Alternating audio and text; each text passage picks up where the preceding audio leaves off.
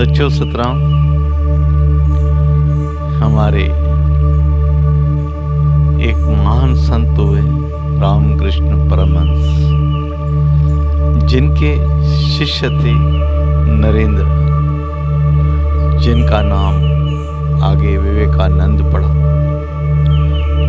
नरेंद्र जब भी वहाँ से गुजरते थे तब रामकृष्ण परमहंस जी उन्हें बुलाते थे, बेटा इधर आओ, बेटा इधर आओ। तो वैसे ही आगे बिना देखे हुए निकल जाते थे, सुना करके निकलते थे। ऐसे कुछ टाइम बीत गया। तो उनके घर का परिवार जो था एक बहुत गरीब परिवार था, जहाँ पे दिन को खाना रहता था तो रात को नहीं खाते थे, रात का रहता तो दिन को नहीं खाते थे। कभी कभी तो ऐसी हालत हो जाती थी कि एक ही आदमी का भोजन बन पाता था। और माँ जो थी वो नरेंद्र को भोजन परोसने के बाद बोलती थी, बेटा तुम खा लो, मैंने खाया है। एक दिन बीता, 2 दिन बीता, 3 दिन बीता। नरेंद्र को ऐसा लगा कि ये जो माँ है अपने भूखे ही सो रही है, मुझे बेवकूफ़ बना रही है कि मैंने खा लिया है। तो नरेंद्र जी ने भी अपने मन में एक विचार किया कि क्यों नहीं मैं अपनी माँ को बोलूं कि आज मेरा भोजन कहीं और है, आप खा लो। तो वो आके माँ जी को बोल के अपना निकल जाते थे। कुछ टाइम के बाद वापस घर पे आते थे। ऐसे करते करते उनको 3-4 दिन बीत गए। ये बात जब उनके गुरु रामकृष्ण परमहंस को मालूम पड़ी, तब उन्होंने संदेशा भेज के नरेंद्र को बुलाया और कहा, बेटा ऐसा क्यों करते हो? ये माँ काली का मंदिर है जहाँ सबको हर चीज़ मिलती है। तुम जाओ माँ काली से मांग लो, जो तुम्हें चाहिए सब मिल जाएगा।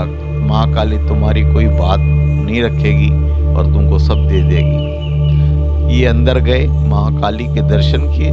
माँ काली के दर्शन करने के बाद वापस आ गया। तब पूछा रामकृष्ण जी परमहंस ने, अरे बेटा क्या मांगा? बोले कुछ नहीं। बोले क्यों? तेरे को भेजा था मांगने के लिए और कुछ नहीं मांगा। जाओ फिर से मांगो और जाके मांग लो। फिर से गया, वहां जाने के बाद फिर से वो लौट के आया वापस। रामकृष्ण जी ने पूछा क्या मांगा? बोले कुछ नहीं। अरे बोले समझ नहीं आता, तेरे को समझा रहा हूँ कि वहां से जाके कुछ मांग लो और तुम मांगते ही नहीं हो। फिर से जाओ।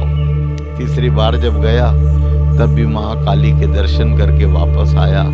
तो महाकाली के दर्शन करने के बाद में श्री रामकृष्ण परमहंस ने पूछा, बेटा क्या मांगा? बोले कुछ नहीं। बोले क्यों? मैंने 3 बार तुझे भेजा है मांगने के लिए, नहीं मांगा। तो बोले मेरे को गुरु, मैं आपको सच्ची बात बताता हूँ कि महाकाली के दरवाजे तक मेरी इच्छाएं रहती है कि मैं कुछ मांग लूं, पर जब माँ का दर्शन करता हूँ तो मेरे अंदर में सब भूख खत्म हो जाती है और उनके दिव्य दर्शन करने के बाद में हमें कुछ नहीं लगता कि हमको माँ से कुछ मांगना चाहिए। और मांगने वाला जो भी आज रहता है, जो गुरुओं से कुछ मांगता रहता है, वो इच्छा वहीं उनकी खत्म हो जाती है। पर जो नहीं मांगता, जो अपने संतों के ऊपर, अपने देवी देवताओं के ऊपर एक बहुत बड़ा विश्वास करता है, तो दिव्य शक्तियाँ आकर उनका सब कुछ पूरा करती है। और ऐसी दिव्य शक्तियाँ जब हमें मिल जाए तो फिर हमकी कुछ मांगने की जरूरत ही नहीं पड़ती। तब गुरुजी ने बोला कि वाकई तुम एक समझदार हो, तुम्हारा जीवन हमेशा सुखमय गुजरेगा।